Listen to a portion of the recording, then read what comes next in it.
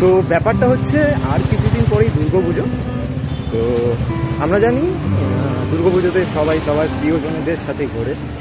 তো শুধুমাত্র কি ঘোরাটাই আবশ্যিক?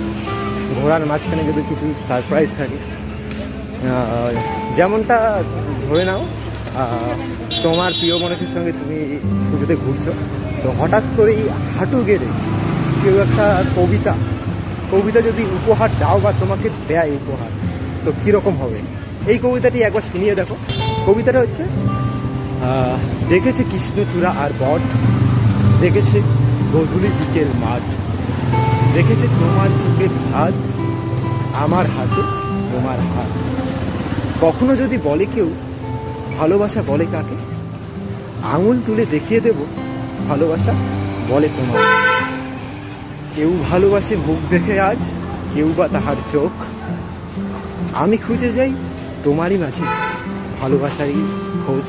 তুমি ফুলের মতো সুন্দর নও, অতি সাধারণ মেয়ে, তোমার সেই মুখের হাসি তোমায় সুন্দর করে তোলে।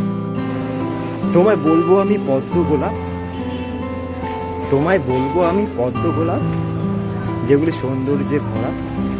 সেই সৌন্দর্য কিছুই নয় তোমার হাসি ছাড়া। তোমায় লিখছি আমি কবিতার মাঝে, শেষ হয় না লেখা, লিখতে লিখতে কেটে যাক জীবন, পাই যদি তোমার দেখা।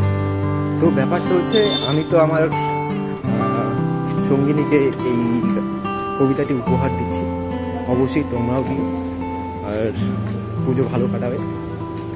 টাটা।